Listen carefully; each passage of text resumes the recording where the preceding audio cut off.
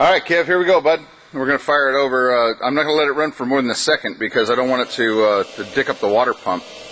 Hear the fuel pump charge? Now here it goes. So there you go.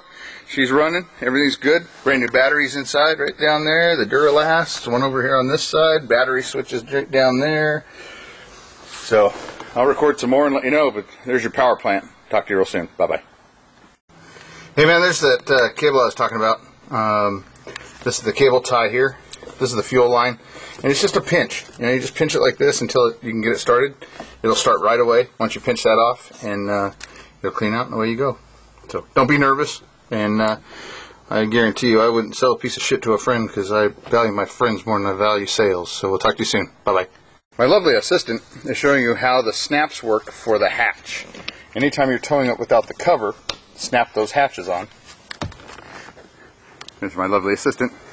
And there's one on each side. You just reach in, pull it out, snap it on, and then push the upholstery back in the seat like my lovely assistant did. There's my lovely assistant. So away you go. What else do I have? That's about it. We'll send you another video in a minute. Okay, man. Through the hole on the driver's side, you reach in and come down at this angle. You see my arm angle? And you'll feel this round switch. You are going to need to adjust that switch clockwise 2 positions. Clockwise 2 positions. Listen to it snap. Now the batteries are on. You will receive the boat with the batteries off. Here you can see all of the switches. The blower, the pump, the inside lights, or interior, the navigation lights, the stereo switch, and the accessory. The accessory switch is actually for a blower that goes into the intake. I would leave it off because you never know what you've jammed up into the little compartment where the blowers are. But all those switches just click on. Yeah, there you go, like this.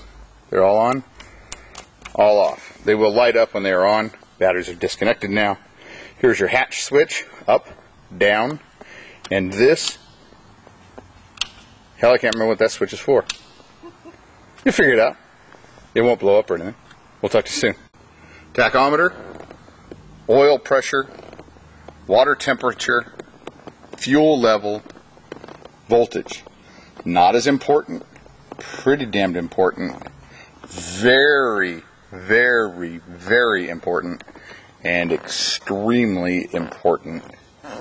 And you will get used to this one with your ears. These are Gafford offshore controls.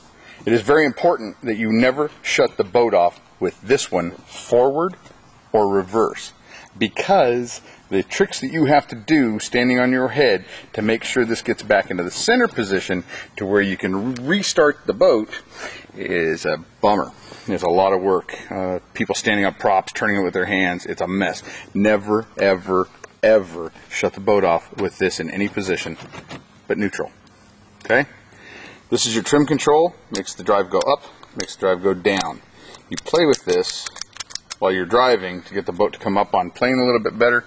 And this gauge right here, this is the one that tells you want to operate probably right in this area when you really want to go fast. Most of the time I run it all the way down with the trim tabs all the way up where they are now, or at 0 is my favorite position, and that'll work very well. This is the boost gauge down here. It tells you how much pressure you're putting on the blower. If that thing ever goes to 20, don't ever let it go to 20. Not much you can do to make it happen, but anyway, there you go. This is a depth controller. It's never worked since we put it in the boat. It reads numbers off and it makes little beepy noises when you get shallow, but it never does really read how deep the water is. So keep your eyes open when you're boating. This is your stereo controller. We put it over on the passenger side of the boat for 2 reasons. Number 1 is you've got to give somebody control of something.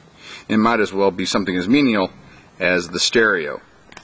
I will go downstairs and show you where the stereo is. It's actually, I won't even do that. I'll just kind of come around this corner, and that little box right there is the stereo. Okay? So you can turn everything on and off by the controller. You have to listen to what radio stations you're on. You can control everything right here, mute it. There you go. Okay, we're back looking at that controller. Now, you see the seats where my socks are pointing to? That seat, if you lift it up, you will find inside a throw cushion and a brand new saran wrapped emergency kit, flares.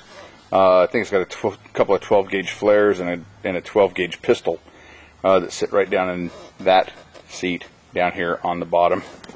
The amp for your stereo is right there. If you run it loud and run it long, just pull that seat back off so it can get some ventilation. That's what I do. It works very well.